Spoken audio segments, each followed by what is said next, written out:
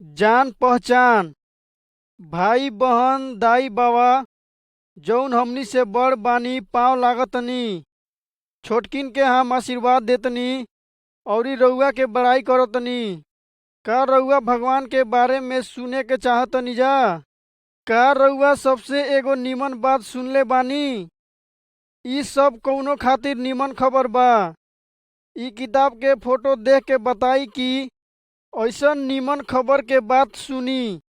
जब रउआ ई बात सुनम, एकर अगुआ के फोटो देखत सुनल की बतिया पर सोचे खातिर कैसे रउआ के रोक सकतनी।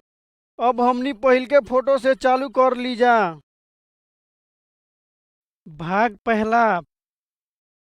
सब पहिले उत्पत्ति। सबसे आगे खाली भगवान भर रहलन। तब भगवान स्वर्ग और धरती के बनौलन। तबहिन सज्जू और अंधकार रहे। उहाँ भगवान के आज्ञा से अंजुरार चमकत रहे। तब भगवान जुनवा के औरी अजोरिया के औरी तरेगन के बनौलन। भगवान नीमन बाड़न। भाग दो। भगवान के बोली। यशायाह 45:18-19, इब्रानी 4:12 और भजन 7:10 पद। ई फोटो में एगो किताब बाइबल ह। ई भगवान के बोली ह और ई हमनी के भगवान और उनके ढंग के बारे में बताएला। भगवान हमनी सौजू कौनो से प्यार करेलन। हमें रउआ के बाइबल के बारे में बताए के चाहतनी कि बाइबल का ह। भाग 3। निर्माण। भगवान सब चीज बनौलन। उ कहलन बन जा औरी बन गईल। जैसन उनके कहले से आसमान बा, समुंदर बा, उ देश बनौलन। उ सब चीज के बनौलन। पानी बियार सब जानवर चिड़ई मछली के भी उहे बनौलन। भगवान सब चीज बनौलन। भगवान जौन कुछ बनौलन ओकरा से खुश रहलन। सब कुछ के भगवान नीमन कहलन। भाग 4। मरद औरी जनी। उत्पत्ति अध्याय 1:1-25 तक। भगवान सबसे पहिले एगो मरद औरी एगो जनी के बनौलन। ओकनी दुनू जन के नाम आदम और हवा कह के बुलौलन। भगवान जौन कुछ बनौले रहलन उ सब ओकनी के अधिकार में कर देलन। भगवान ओकनी के रहे खातिर खूब निमन बगीचा बनौलन। उहाँ भगवान ओकनी दुनू जन संग रहत रहलन औरी बात करत रहलन। भगवान औरी उ दुनू आरजी रहे सन। भगवान ओकनी के एगो गाछ के फर छोड़ के बगीचा के सब फर खाए के कह देलन। एगो शैतान नाम के दुश्मन बगीचा में आइल औरी आदम औरी ओकर पत्नी हवा के भुलिया के फरवा खाए के मना लेलक औरी ओकनी मना कईल फर के खा लेलसन औरी भगवान के खिलाफ पाप कर देलसन। उहे दिन से ओकनी के यारजी भगवान संग टूट गईल। भगवान आदम औरी हवा के बढ़िया बगीचा से निकाल देलन। उहे बेरा से सज्जू लोग भगवान के खिलाफ पाप कइलस औरी उनकर से अलगे हो गइलसन। इहे से हमनी के दर्द बीमारी औरी मौत होखे लागल। भाग 5। कैन औरी हाबिल। उत्पत्ति के किताब 4 अध्याय 1 से लेकर 16 पद तक। रोमियो 3 अध्याय 23 पद। आदम औरी हवा के दूगो बेटा रहे। ओकनी के नाम कैन औरी हाबिल रहे। हाबिल पर भगवान के माया रहे, बाकी कैन पर नहीं रहे। इहे से कैन हाबिल से चिढ़त रहे औरी कैन एक दिन हाबिल के मार देलस। भगवान कैन के ई हत्या के सजा देलन। भगवान खिसियालन जब लोग पाप करेला। भगवान सब आदमी के खूब निमन संगतिया बनाए के चाहेलन, बाकी पाप के चलते सब आदमी भगवान से दूर हो जाला। भाग 6। नूह और ओकर नाव। उत्पत्ति के किताब 6 अध्याय 1 से लेकर 22 पद तक। दूसरा पत्रस 3 अध्याय 9 पद। कई पीढ़ी बीत गईल औरी आदम हवा के औरी बेटा बेटी भइलसन। उ सब कौनो पाप के चलते भगवान की बात नहीं मानत रहलसन। भगवान उ पापी पीढ़ी के बात से खत्म करके फैसला कइलन। उ बेरा दुनिया में एगुड़े आदमी रहे जौन भगवान से प्यार करत रहे औरी बात मानत रहे। ओकर नाव नूह रहे। भगवान कहलन नूह धर्मी बा, ओकरा के बचाए के चाही।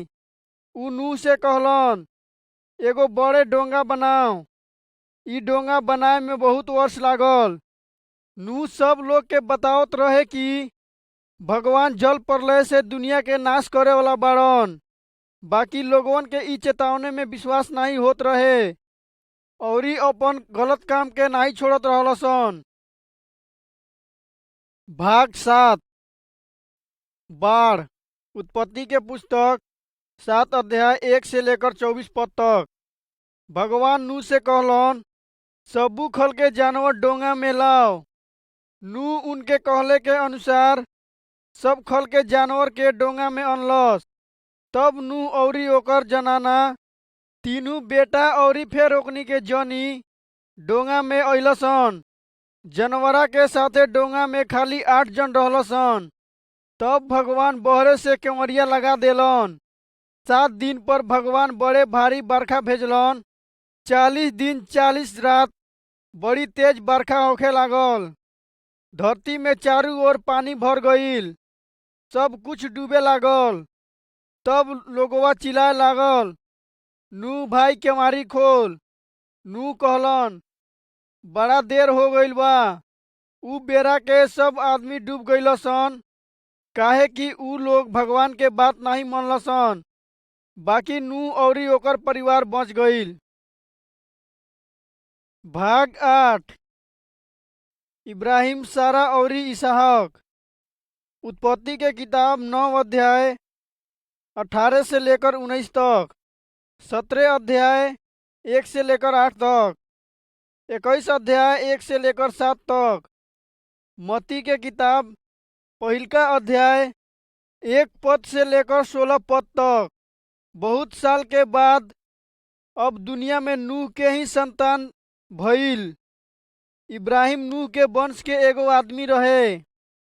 इब्राहिम खाली एगो आदमी रहे जौन भगवान से प्यार करे औरी ओकर बात माने। भगवान इब्राहिम से एक वादा कइलन हमें तोर वंश के एगो बड़े राज बनाईब। इब्राहिम औरी ओकर जनी के एगुड़ो लइका नहीं रहे। बाकी अब उ लोग भगवान के वादा में विश्वास करत रहे। इब्राहिम के दूसरकी जनाना से एगो लइका भइल रहे। ओकनी में से एगो के नाम इस्माइल रहे। उहे अरब देश के पिता बन गईल।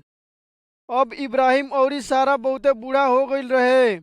भगवान के वादा से एगो लइका भइल, ओकर नाम इसहाक रखलसन।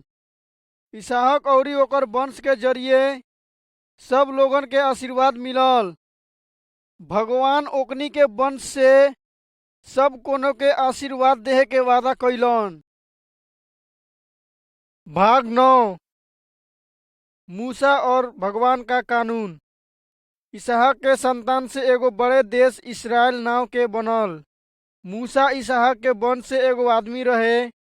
उ भगवान के मानत रहे औरी उनके बात मानत रहे।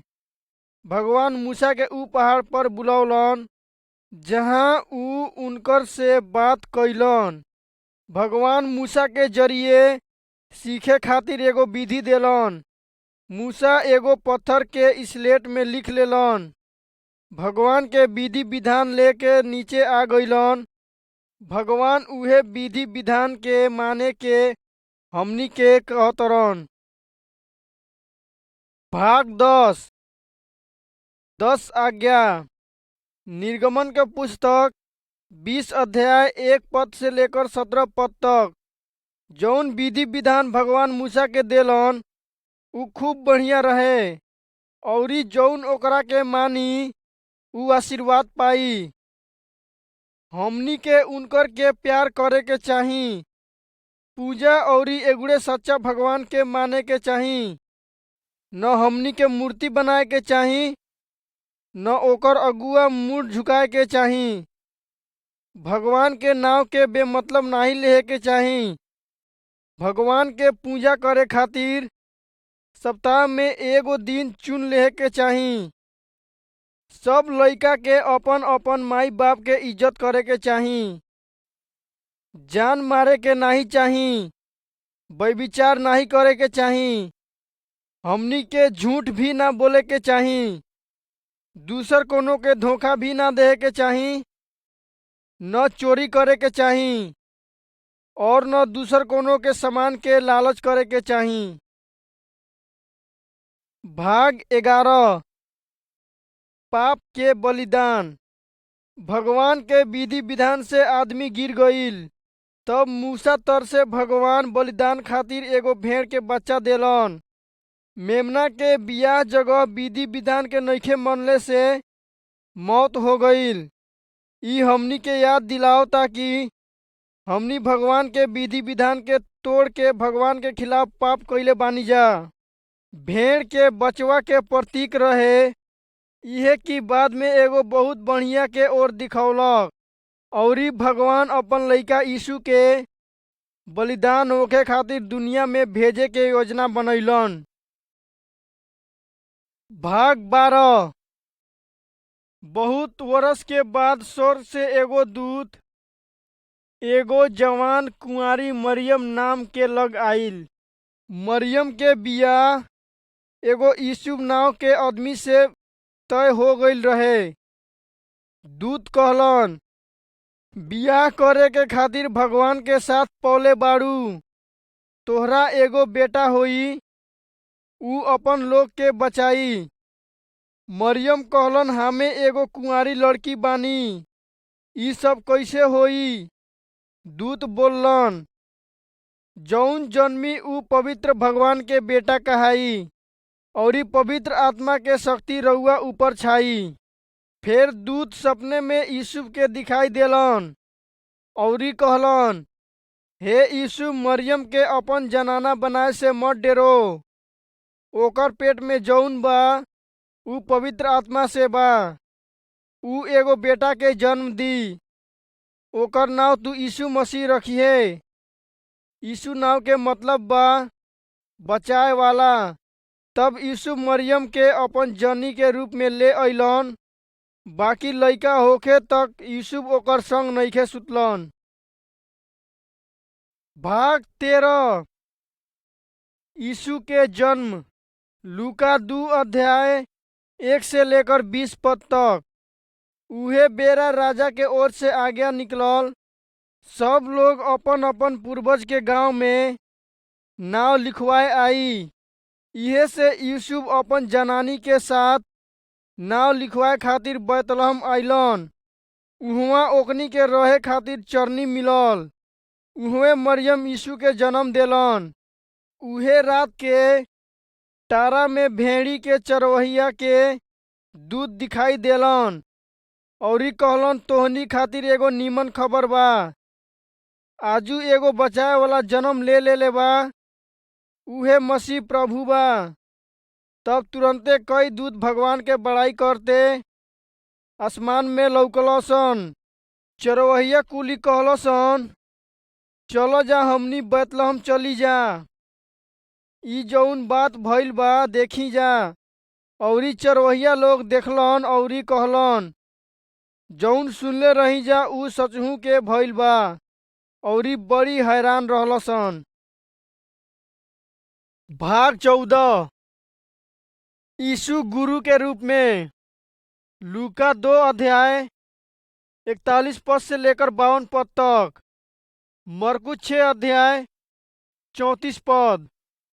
यीशु मसीह मरियम औरी यूसुफ के घर में पललन बढ़लन। जब ऊ 12 साल के भइलन तब यरूशलेम में मरियम और यूसुफ से मिललन। यीशु मसीह मंदिर के अगुवन से भगवान के बारे में बात कइलन। जब उन अगुओं ने ये सब सुनलसन तब यीशु मसीह से सवाल पूछलसन और यीशु मसीह उ सब सवाल के उत्तर दे देलन। ई सब बात जानकर मंदिर के अगुआ हैरान हो गइल सन कि उ भगवान के बारे में इतना कैसे जानतरन, जबकि यीशु मसीह 30 साल के रहलन। उ भगवान के बारे में लोग के सिखाए लगलन। बहुत आदमी उनकर के गुरु मान के उनकर पीछे चले लगल सन। बाकी बहुत ऐसन लोग रहल सन जौन यीशु मसीह के ई बात पर विरोध करत रहल सन। भाग 15 यीशु मसीह के चमत्कार। मरकुस 8 अध्याय 22 पद से लेकर 26 पद तक, मरकुस 5 अध्याय 35 पद से लेकर 43 पद तक, मरकुस 6 अध्याय 45 पद से लेकर 52 पद तक। यीशु मसीह के परमेश्वर के ओर से बहुत ज्यादा सामर्थ्य मिलल रहे। उ बहुत से चमत्कार कैलन, बीमार आदमीन के चंगा कैलन, अंधा के आंख देलन और मोरल आदमी के जियलन। यीशु मसीह आंधी एने तूफान पर भी चललन। जब लोग ई सब चमत्कार देखल सन तब लोग कहे लगल सन कि ई सचहू के परमेश्वर के ओर से आइल बाड़न। यीशु मसीह के ई सब काम देख के बहुत आदमी चकित हो गइल सन। यीशु मसीह लग हमनी के मदद करे के भी शक्ति बा। भाग 16 यीशु मसीह के दुख। मत्ती 27 अध्याय 11 पद से लेकर 31 पद तक। यीशु मसीह बहुत से अद्भुत काम कैलन और बहुत लोग ओकर पीछे चले लगल सन। उ बहुत आदमी के मदद कैलन। उ भगवान निहा सिखावत रहलन। यीशु मसीह परमेश्वर से प्यार करे के सिखैलन और परमेश्वर के पास आए के भी सिखैलन। भले धार्मिक अगुओ एने नेता यीशु मसीह से जलत रहल सन। यीशु मसीह के दिन अब बड़ी मुश्किल में गुजरत रहे।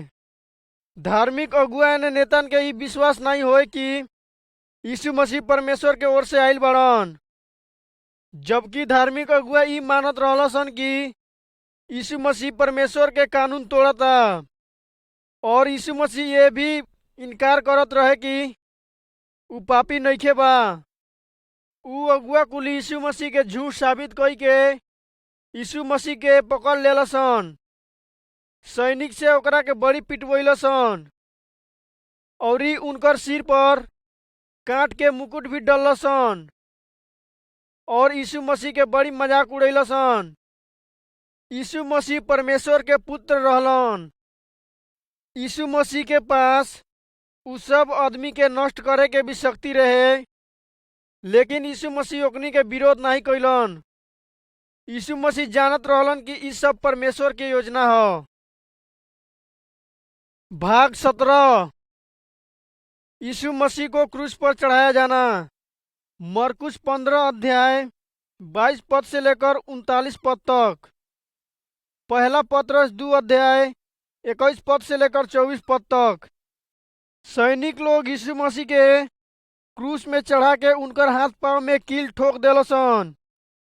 यीशु मसीह के संग दूगो अपराधी भी क्रूस पर चढ़ाइल गइल रहल सन। हालांकि यीशु मसीह अपराधी नहीं रहे, उनकर कौनो गलती भी नहीं रहे।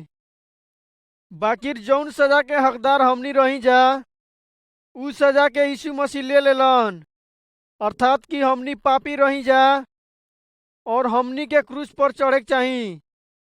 बल्कि यीशु मसीह एकर बदला खुद क्रूस पर चढ़ गइलन और हमनी के उद्धार कैलन। यीशु मसीह सब कोनो के पाप के लेकर क्रूस पर चढ़ गइलन और सब कोनो के माफ कैलन। अब अगर हमनी कबूल करतनी जा कि हमनी पापी बानी जा, तो यीशु मसीह हमनी के माफ जरूर करिहन। अगर हमनी यीशु मसीह पर विश्वास करी जा तो यीशु मसीह हमनी के जरूर बचैहन। भाग 18 यीशु मसीह के मुर्दों में से जी उठना। लूका 23 अध्याय 50 पद, 24 अध्याय 9 पद। यीशु मसीह के दुश्मन कुली सोचल सन कि हमनी यीशु मसीह के मार देले बानी जा, बाकी यीशु मसीह नहीं मरल रहलन। भले क्रूस पर यीशु मसीह के मौत हो गई रहे, बाकी यीशु मसीह के शरीर के यीशु मसीह के एगो दोस्त अपन कब्र में ले जाके डाल देले रहलन। और कब्र के द्वार में एक बहुत बड़ा पत्थर रखल गईल, जेकर से ऊ कब्र के द्वार बंद हो गईल। 3 दिन के बाद यीशु मसीह जी गईलन। कुछ जनी यीशु मसीह के जहाँ ऊ दफनाइल गईल रहलन तब का देखत रहसन कि ऊ बड़का पत्थर लुढ़क गईल बा। जैसे ऊ वहाँ पुगलसन, एगो स्वर्गदूत पत्थर पर बैठ गईल आ लागल ओकनी के बताए कि यीशु मसीह जी गईल बाड़न। अब यीशु मसीह कब्र में नहीं बाड़न। ई सब जब ओकनी सुनलसन तब ओकनी के विश्वास नहीं होखे। बाकी स्वर्गदूत ओकनी से कहलन कि यीशु मसीह इहाँ नहीं बाड़न, ऊ सचमुच जी गईल बाड़न। यीशु मसीह जिंदा होके ई साबित कइलन कि ऊ सचहु के भगवान रहलन। यीशु मसीह आज भी जिंदा बाड़न और यीशु मसीह मौत एने शैतान के हमेशा के लिए दूर कई देलन। भाग 19 यूहन्ना 20 अध्याय 19 पद से लेकर 31 पद तक। थॉमस का मानना कि यीशु मसीह जिंदा हो गया है। यीशु मसीह जब जिंदा हो गईलन तब सबसे पहले अपन चेला के दिखाई देलन और ही अपन चेला लोगिन के साथ बात भी कइलन और खाना भी खइलन। एगो चेला थॉमस रहे, जेकर ई विश्वास नहीं होत रहे कि यीशु मसीह सचमुच में जी गईल बाड़न।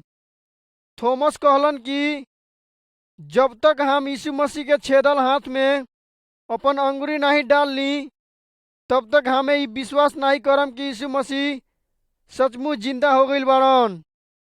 तब यीशु मसीह थॉमस के दिखाई देलन और यीशु मसीह कहलन कि हे थॉमस, हमार छेदाइल हाथ में अपन अंगुरी डाल।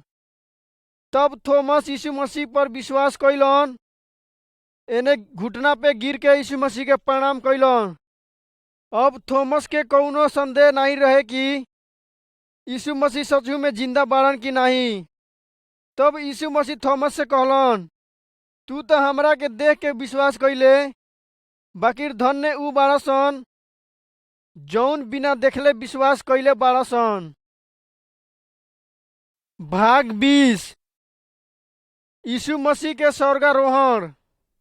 यीशु मसीह जब जिंदा हो गईलन तब ऊ बहुत लोग के दिखाई देलन और ओकनी देखलसन और ई विश्वास कइलो कि यीशु मसीह जिंदा बाड़न।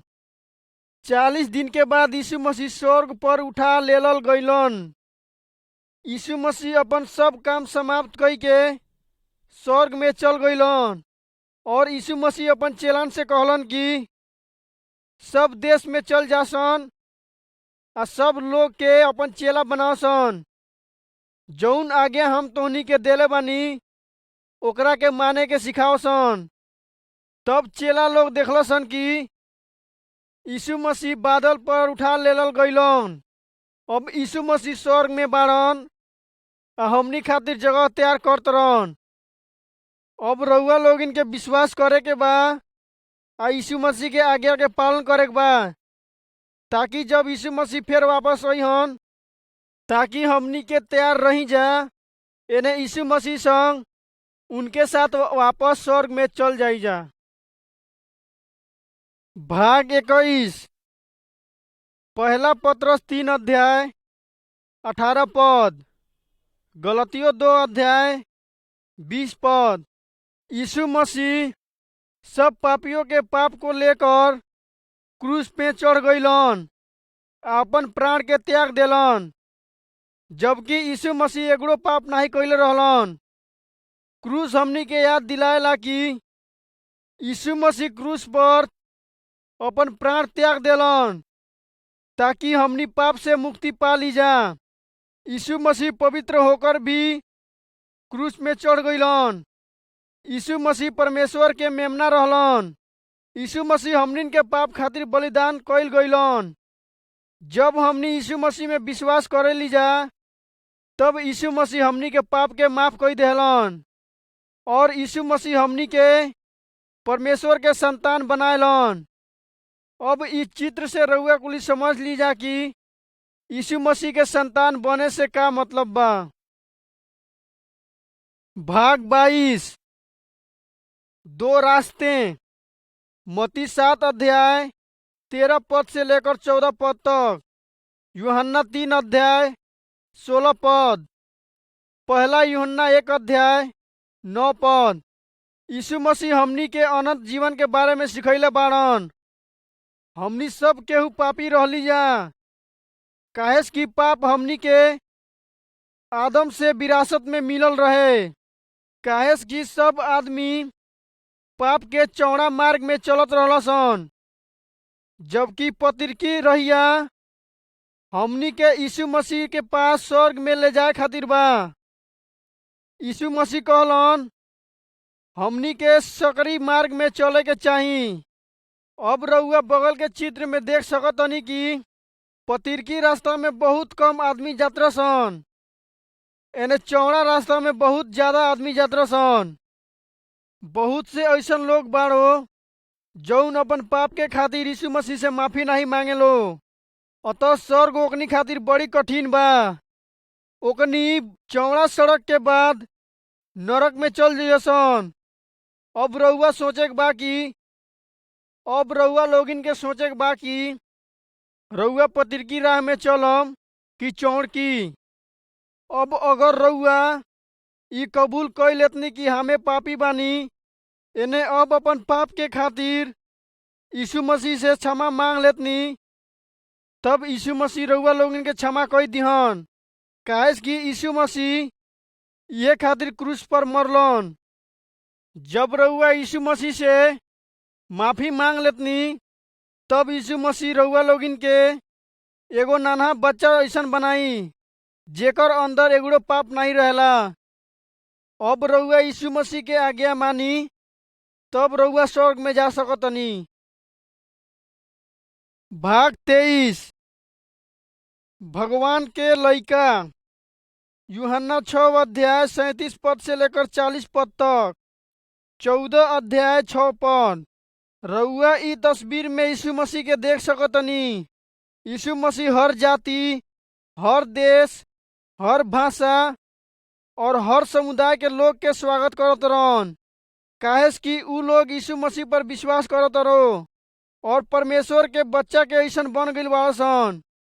ऊ राह में चलल बाड़सन जौन राह यीशु मसीह लग जाएला, यानी कि पतिरकी राह में। यीशु मसीह अपन बच्चन के एगो बहुत बड़ा परिवार जैसन कर रहल बाड़न। भले ऊ अमीर होई या गरीब होई या फिर काला या सफेद होई, उहाँ सब प्रकार के आदमी रहिए सन, यानी लइका फैका जनी मर्द सब केहू ओइजा रही। प्रभु यीशु मसीह सब कोनो के अपन संग रखिहन। भाग 24 नया जन्म। यूहन्ना 3 अध्याय 1 पद से लेकर 18 पद तक। तीतुस 3 अध्याय 4 पद से लेकर 7 पद तक। पहला पत्रस 1 अध्याय 22 पद से लेकर 23 पद तक।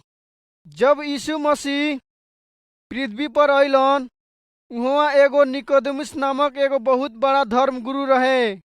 ऊ रात में यीशु मसीह के लग आइल सवाल पूछे खातिर। यीशु मसीह उनकर से एगो बहुत बढ़िया बात कहलन। यीशु मसीह कहलन कि जौन भी आदमी परमेश्वर के परिवार के सदस्य बने के चाहता, ओकर फेर से जन्म लेहे के पड़ी। हमनी तो अभी अपन माई पापा से जन्म ले बानी जा, बाकी ओकर आत्मा से जन्म ले के पड़ी। जब हमनी आत्मा से जन्म लहल जी, तब हमनी परमेश्वर के परिवार में शामिल हो जाइल जी। पहिलका जन्म तो शारीरिक जन्म हो, परंतु दूसरका जन्म आत्मिक जन्म होई। यह आत्मिक जन्म के माध्यम से परमेश्वर के आत्मा हमनी के जीवन में आई, हमनी के जीवन नया हो जाई। तब हमनी के जीवन जो नया भइल बा, हमनी यीशु मसीह के लोग हो जाइल जी। भाग 25। पवित्र आत्मा का आना। यूहन्ना 14 अध्याय 15 पद से लेकर 18 पद तक। एकर से पहले कि यीशु मसीह स्वर्ग में वापस चल गईल, यीशु अपन चेलन से कहलन कि हमें तोहनी खातिर एगो पवित्र आत्मा भेजम। जब यीशु मसीह स्वर्ग में चल गईलन, ओकर बाद उनकर सब चेला एके साथ रहलसन। 10 दिन के बाद उनकर चेला लोगिन पर पवित्र आत्मा आग के रूप में आईल, जैसन कि रउआ इस चित्र में देख सकतनी। उ पवित्र आत्मा सब चेलन के ऊपर आग के रूप में दिखाई देला। पवित्र आत्मा यीशु मसीह के वादा कइले के मुताबिक आईल। जब पवित्र आत्मा चेला लोगन के ऊपर उतरल, तब सब लोग भिन्न भिन्न भाषा में बोले लगलसन। ई सब बहुत अद्भुत काम भइल जौन परमेश्वर उनके साथ कइलन। तब यीशु मसीह के चेला लोगिन प्रचार करे लगलसन, औरी ओहे दिन 3000 लोग यीशु मसीह के ग्रहण कइलसन। पवित्र आत्मा हमनी के यीशु मसीह के आज्ञा के पालन करे और दूसर कोनो के यीशु मसीह के बारे में बताए के शक्ति प्रदान करेला। भाग 26। ज्योति में घूमना। यूहन्ना 3 अध्याय 19 पद से लेकर 21 पद तक। यूहन्ना 8 अध्याय 12 पद। पहला यूहन्ना 1 अध्याय 5 पद से लेकर 7 पद तक। रउआ इस चित्र में देखतनी कि एगो आदमी उजाला में चल रहल बा, एगो आदमी अंधेरा में। जौन आदमी अंधेरा में चल रहल बा, ओकर के चलाए खातिर कौनो प्रकाश नइखे।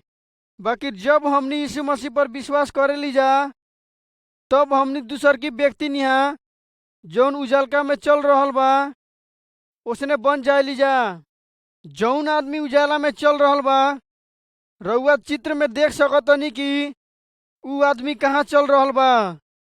बाकी जौन आदमी अंधेरा में चल रहल बा, रउआ चित्र में देख सकतनी कि उ आदमी ठोकर खा ले बा। अगर रउआ ज्योति में चलम, तब कबो ठोकर नहीं खाएम। यीशु मसीह कहले बाड़न कि हमें दुनिया के ज्योति हली। अगर एक आदमी यीशु मसीह पर विश्वास करता, तब उ दूसर की अदमिया निहा होई जौन ज्योति में चलता, यानी कि ओकर कबो अंधकार में नहीं चले के पड़ी। ओकर के यीशु मसीह के पवित्र आत्मा मार्गदर्शन कराई। एने उ हमेशा ज्योति में चली, एने ओकर कबो ठोकर नहीं लागी। भाग 27। एक नया व्यक्ति। गलतियों 5 अध्याय 16 पद से लेकर 26 पद तक। इफिसियों 4 अध्याय 22 पद से लेकर 32 पद तक। दूसरा कुरिन्थियों 5 अध्याय 17 पद।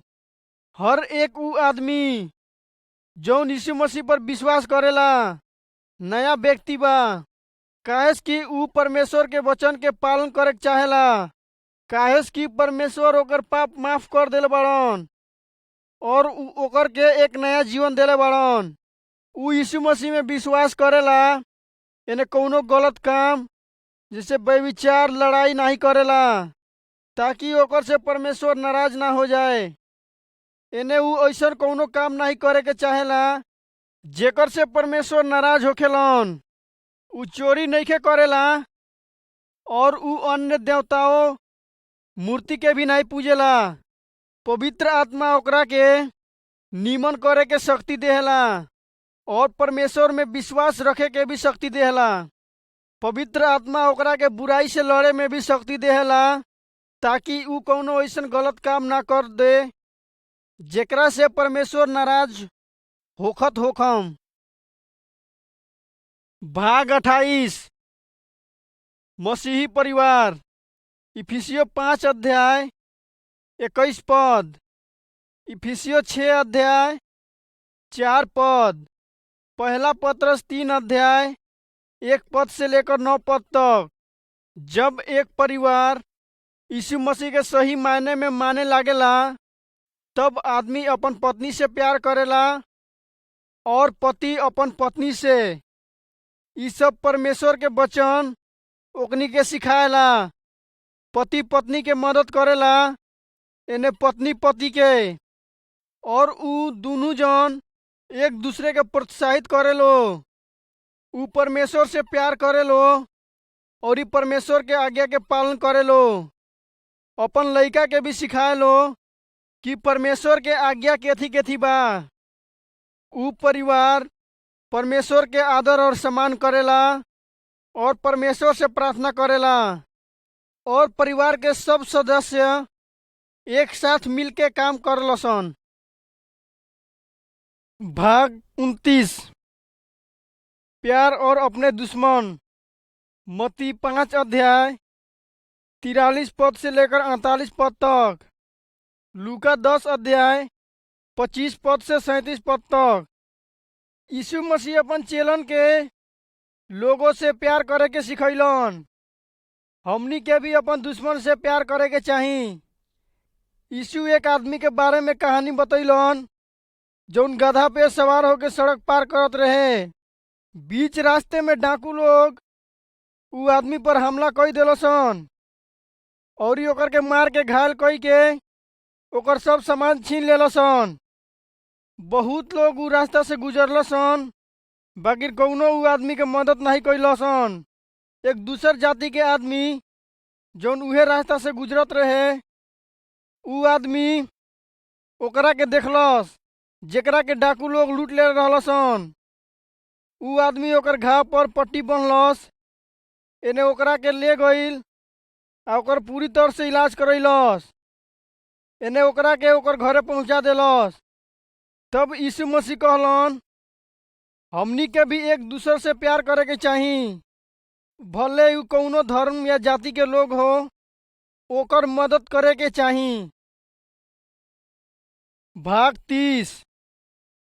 यीशु मसीह शक्तिशाली है। पहला यूहन्ना 3 अध्याय 8 पद। पहला यूहन्ना 4 अध्याय 4 पद। बगल के चित्र में रउआ देखतनी कि एगो आदमी मूर्ति के जला रहल बा। एने जादू टोना करे वाला आदमी के सब सामान जला रहल बा। ओकनी शैतान के पूजा करेलसन। बाकी अब ऊ सब जला के यीशु मसीह के सेवा करिहो। यीशु मसीह के माने वाला कोनो मूर्ति के नहीं पूजेलसन और न कौनो जादू टोना वाला के पास जाएलसन। काहेस कि ऊ मूर्ति पूजा के सेवा करे खातिर नहीं बाड़सन। हमनी के परमेश्वर शैतान से भी बहुत ज्यादा ताकतवर बाड़न। जौन लोग यीशु मसीह पर विश्वास करलसन ओकनी के शैतान या फिर कौनो बुरा आत्मा बांध के नहीं रख सकता। काहेस कि यीशु मसीह हमनी के उ सब चीज से रक्षा करेलन। भाग 31। दुष्ट आत्मा से जकड़ल एगो आदमी। मरकुस 5 अध्याय 1 पद से लेकर 20 पद तक। याकूब 4 अध्याय 7 पद। बगल के चित्र में रउआ देख सकतनी कि एगो आदमी बा जेकर के बहुत दुष्ट आत्मा पकड़ले बाड़सन। ओकर अंदर के दुष्ट आत्मा इतना मजबूत बा कि ऊ अदमिया के चाहे रस्सी से बांधी या फिर कौनो सीकर से, बाकिर ऊ सब कुछ के टूट देहला। यीशु मसीह ओकर अंदर के दुष्ट आत्मा के ऊ अदमिया में से बाहर आके आज्ञा देलन और ई दुष्ट आत्मा तुरंत ऊ आदमी के छोड़ के भाग गईल। अब ऊ आदमी दुष्ट आत्मा के शक्ति से मुक्त बा।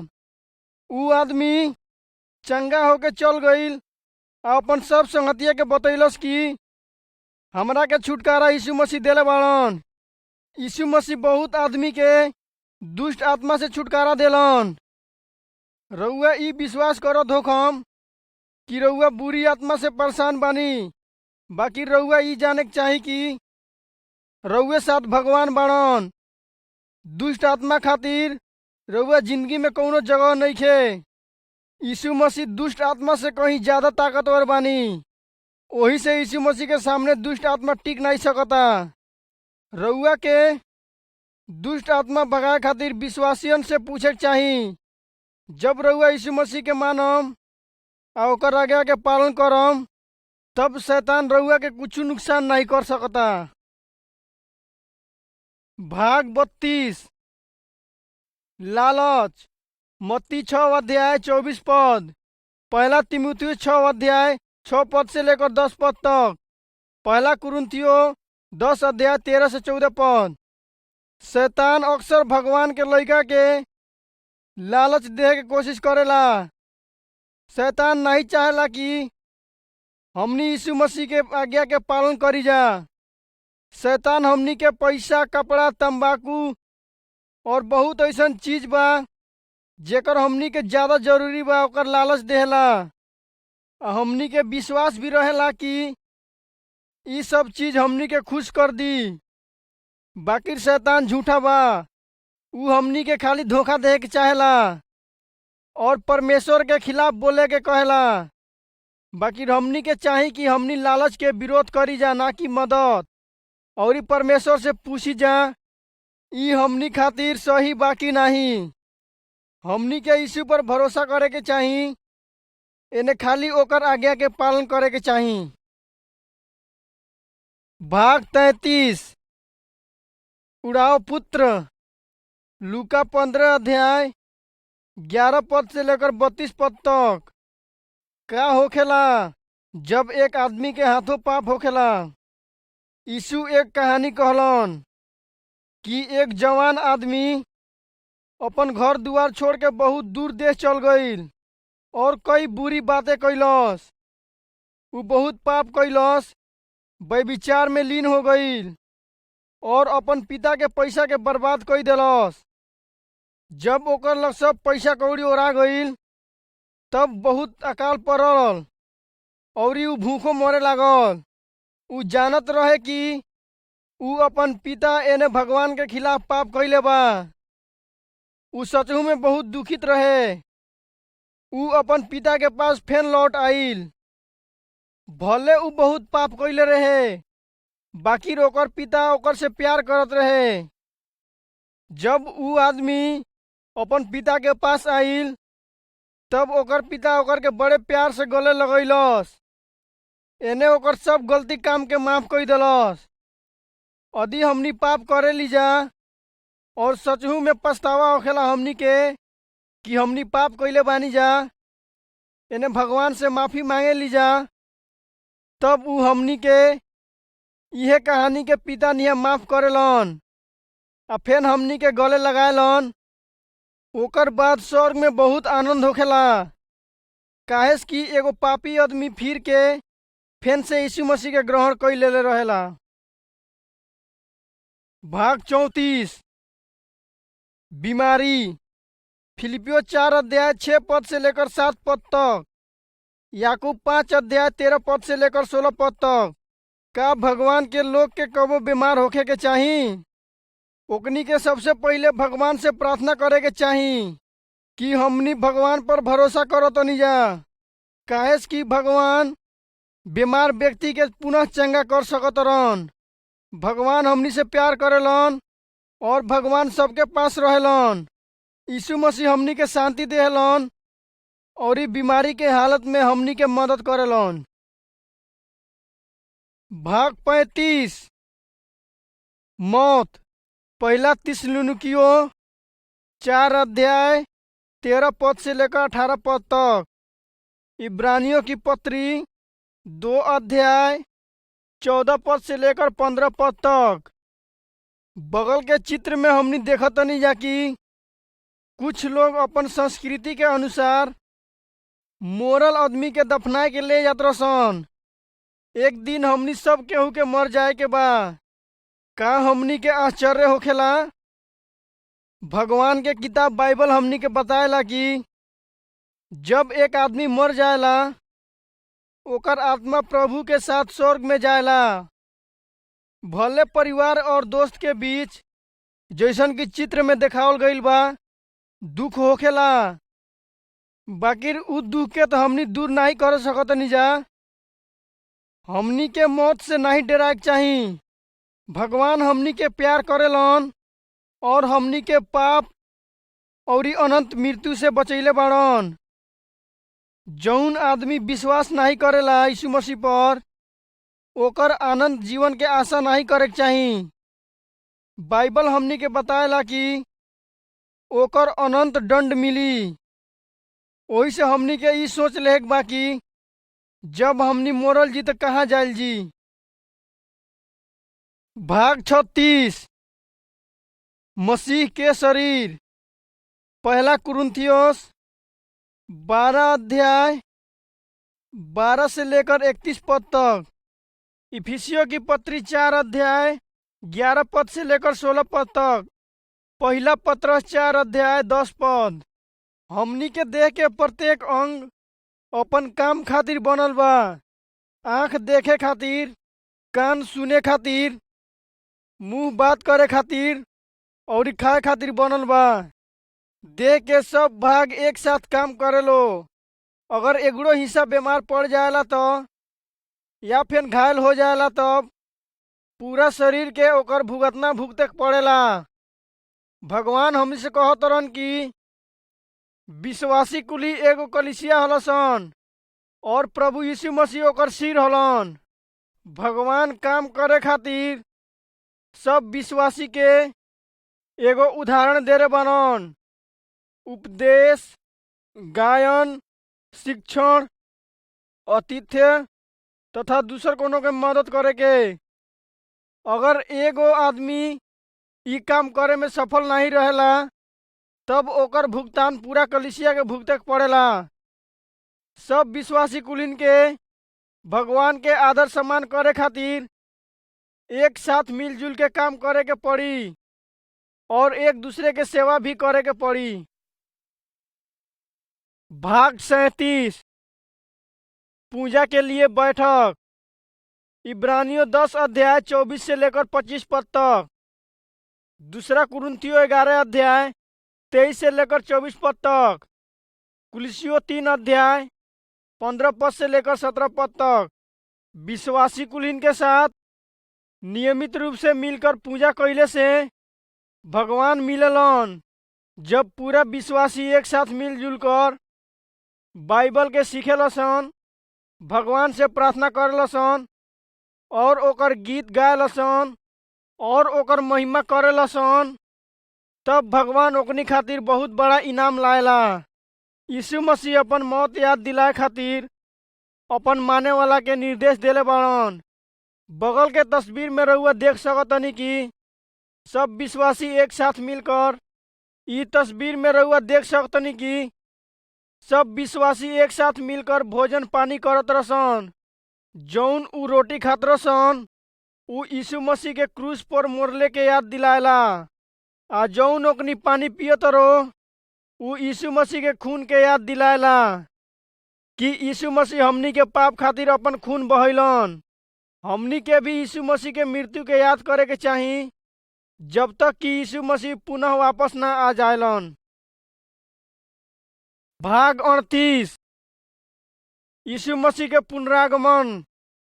यूहन्ना 14 अध्याय 1 पद से लेकर 3 पद तक। पहला थिस्सलुनीकियों 4 अध्याय 13 पद से लेकर 5 पद तक। प्रभु यीशु मसीह वादा कइले बाड़न कि उ अपन माने वाला के स्वर्ग पर ले जिहन। जब लोग कुली के उम्मीद ओरा जाई तब अचानक प्रभु यीशु मसीह अइहन। विश्वासी जौन मर गइल बाड़सन ओकनी फेर जी जइहसन और जौन अभी जीवित बाड़ो ओकनी में शामिल हो जइहसन। सब कोनो एक साथ बियार में यीशु मसीह संग ऊपर चल जइहसन और ओकनी एक साथ स्वर्ग में हमेशा के लिए रहियसन। आ जौन विश्वास नहीं कइले बा यीशु मसीह पर ओकर के यीशु मसीह के कोप भुगते के पड़ी, यानी कि ओकर के नरक में डाल दियल जाई। हमनी के नइखे मालूम बा कि यीशु मसीह कब हमनी के वापस ले अइहन, बाकी हमनी के हमेशा तैयार रहे के बा और ओकर इंतजार करे के बा कि उ कब अइहन। काहे कि जब यीशु मसीह फेन से वापस अइहन तब हमनी के तैयार पाए चाहियन। भाग 39 सच्चा फल। मत्ती 7 अध्याय 15 पद से लेकर 20 पद तक। गलतियों 5 अध्याय 22 पद से लेकर 23 पद तक। यूहन्ना 15 अध्याय 1 पद से लेकर 8 पद तक।